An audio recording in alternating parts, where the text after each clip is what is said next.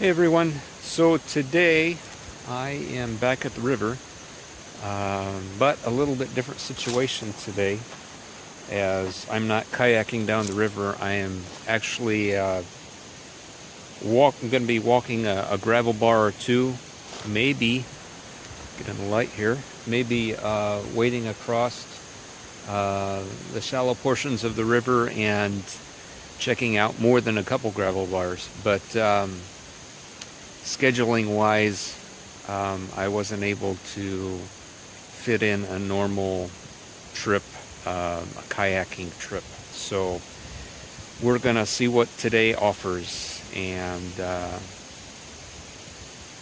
hope you enjoy. So I'm walking this section here. It's a lot of smaller pieces, gravel size pieces. Nothing too spectacular, but I did find this piece here, which caught my eye. Looks very clearly like chalcedony. I don't know how well this is going to show up for you. I'll wash it off in a little bit. I turned it over, and there's all kinds of nice botryoidal underneath. So I'll wash that off. I see this piece here, which I don't even know if this is rock. But that pattern, that grain kind of looks interesting, so let's wash those off.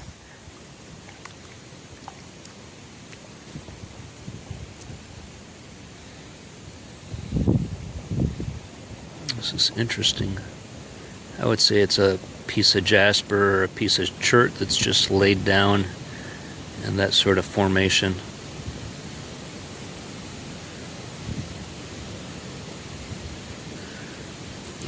This piece.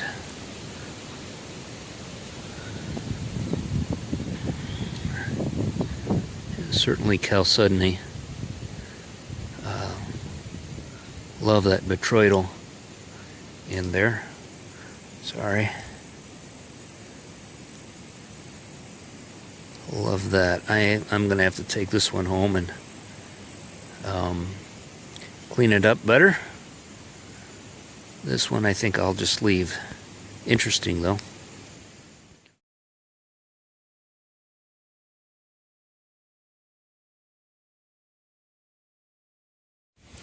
So here's a piece. The sun shining on it.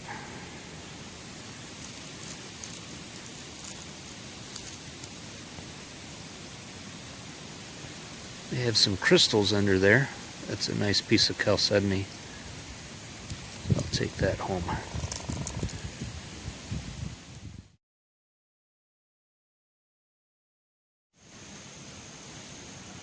So here looks like a little piece of chalcedony, maybe with a crystal pocket in there. I don't know, probably not. Anyway, I'll take that and check it out closer at home.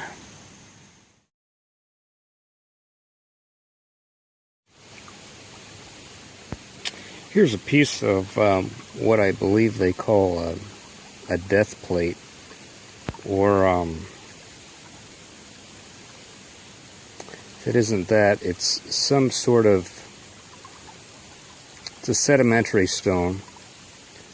It's got a lot of swirls and stuff in there, and some of those I suspect are the remnants of clams or snails. I've got one little spot here where I don't know if that's a shell or what it is, but it's awful swirly and got some awful lot going on in there. Even though it's not a stone that you can use in the lapidary, it's still kind of an interesting piece.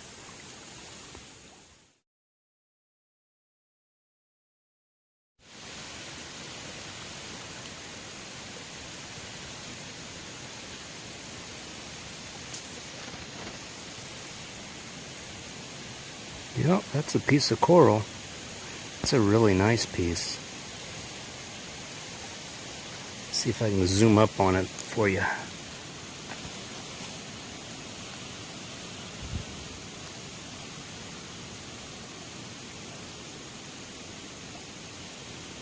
Boy, the pattern shows beautifully in this piece. Very good.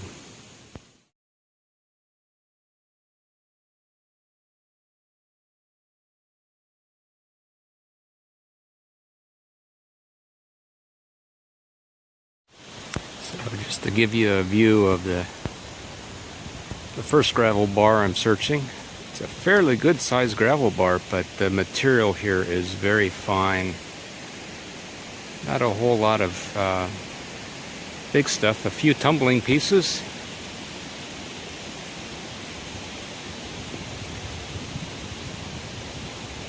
You can hear the wind. It's a windy day. Here's a really nice piece right here among the pea gravel.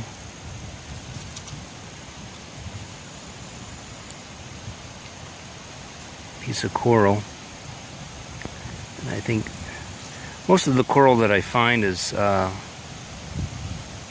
silicified or a silica base. I think this is actually limestone. But boy, it's a really nice specimen. Really nice piece. Nonetheless.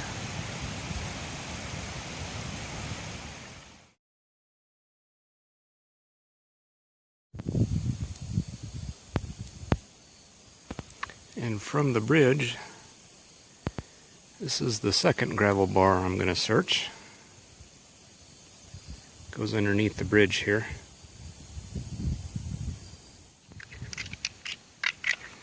So ever since finding a piece of black chalcedony some time ago, I keep my eyes open for any black rock that looks like it, has a texture or a smoothness to it that is similar to chalcedony, and maybe some translucency. And I pick them up, and they aren't always chalcedony or agate or whatever you want to call it, but I pick them up anyway. And here's one that I think I'm going to have to take and slice, or try to put a real strong flashlight through it and see what it looks like on the inside.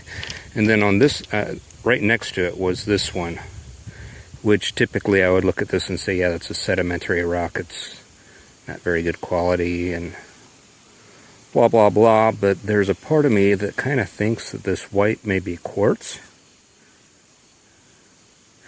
Maybe it isn't, but I'm going to take it and clean it up and better examine it at home.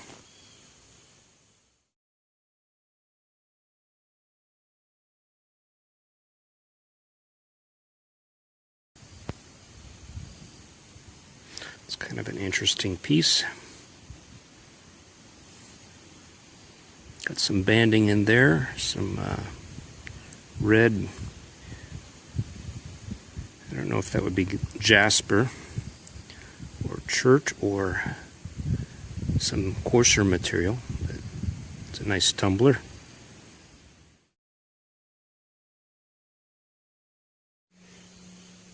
Here's a really interesting piece of chert. It's got some clearer portions and some of that yellow. The yellow I usually consider river staining, and so if a piece is completely yellow I usually leave it. But this has both yellow kind of going through some of the more clearer portions, and so that might be an interesting one to work, to do something with. Here's a piece of chert that has that crinoid fossils in it. You can see one very clearly, even though it's just dirty. I suspect there's that. You can see it pretty clearly on the back too. Yeah, nice little display. Might have to take that.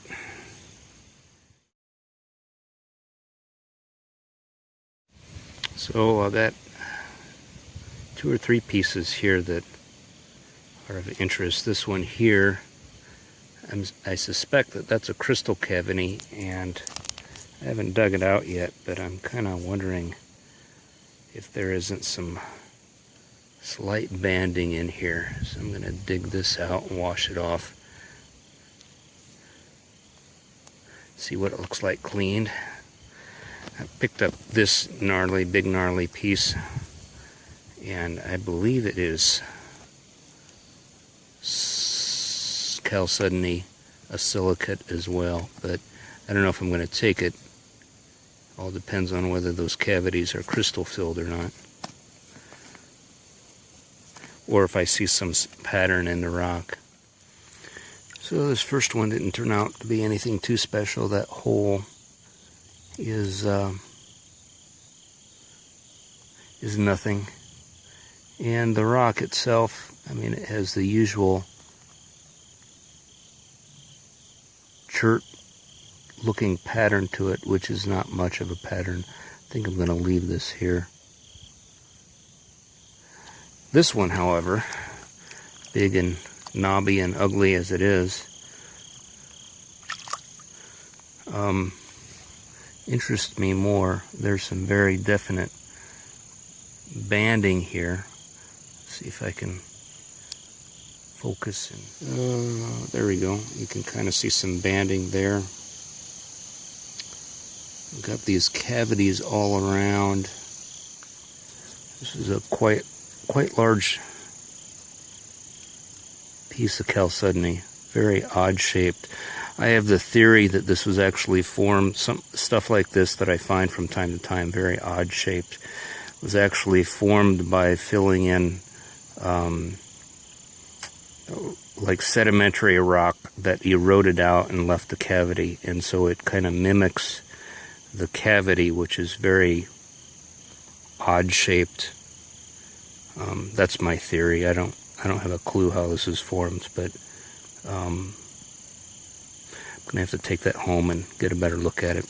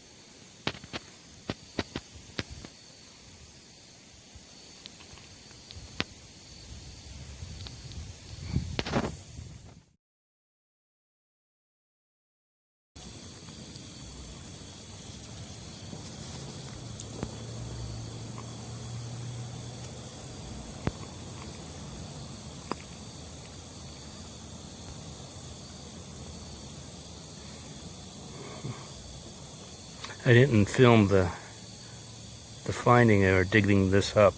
It was just this much sticking above the ground. You can kind of see the line that was sticking above the ground, but I think this is one I want to take and slice. It's fractured, unfortunately. I think just experience shows that these sometimes are really good on the inside.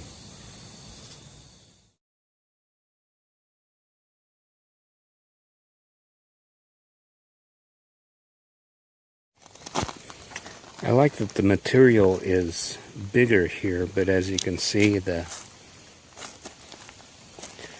all dirty. Makes it harder to spot anything, so you have to kind of go by texture and tell by this right here, it's smooth, that's a piece of chert. This here is kind of got some translucency to it. I might have to wash that off. Looks like it might have some banding in there. But you have to go by the shape, and occasionally you'll see a bit of color poking through.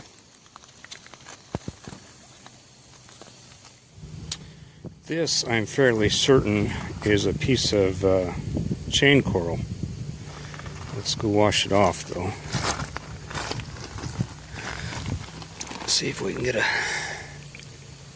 better look at the front and back. Yeah, has the unmistakable chain look to it, at least on this side.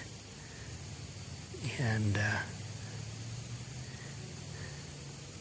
maybe a little bit coming through the back.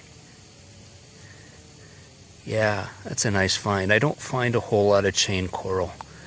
So yeah, that's a nice find.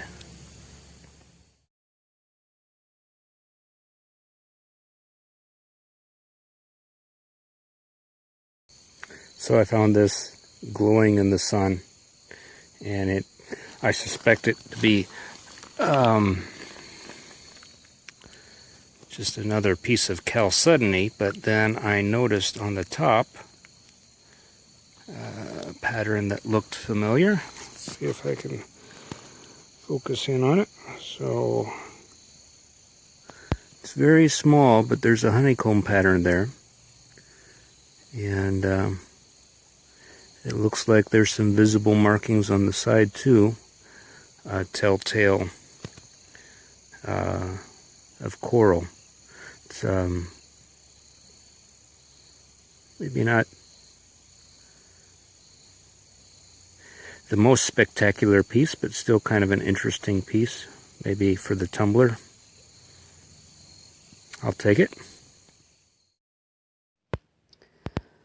Well, that's it for this video. As I usually do, will end up with a few pictures of some other rocks that I picked up, mostly crinoid fossils in chert, and a few tumbling pieces at the end. So, thanks so much for watching, and I will catch you the next time.